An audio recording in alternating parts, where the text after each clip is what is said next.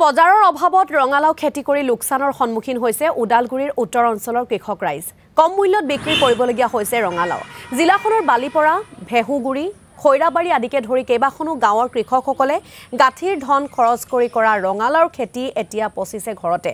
উপযুক্ত বজাৰ আৰু মূল্যৰ অভাৱত গেলি পচি গৈছে উৎপাদিত ৰঙালাওসমূহ, যাৰ বাবে এতিয়া মূৰে কপালে হাত দিবলগীয়া হৈছে কৃষক ৰাইজে।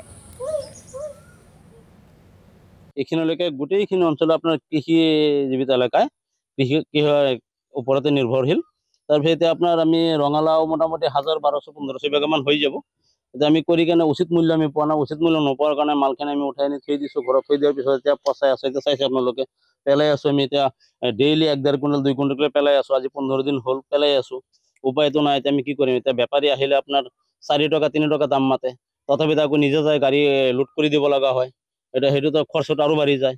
আমি যি ঔষধৰ যি দাম, সাৰৰ যি দাম, সেই হিচাপে আমি সেইটো দি খৰচা দি কাৰণে মেকআপ কৰিব নোৱাৰোঁ। 1 বিঘা মাটি কৰিব গ'লে 8,000 পৰা 10,000 টকালৈকে খৰচ হয়।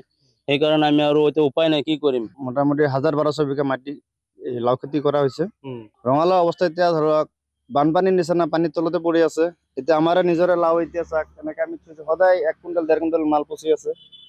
এতিয়া আমাৰ সন্মুখত এটা পথাৰ আছে, তাতে আপোনাৰ এতিয়া মোটামুটি 1 হাঁটু পানীৰ তলত পৰি আছে। 2 টকা 3 টকা লাওত দিটো লাভ নাই। এতিয়া গাড়ী এটা আগতে ধৰক 200 টকা দিলে টিলাৰ আমাৰ এইটো পথাৰৰ পৰা ঘৰলৈকে লৈ আহিছিল, এতিয়া 500 টকা দিব লাগে।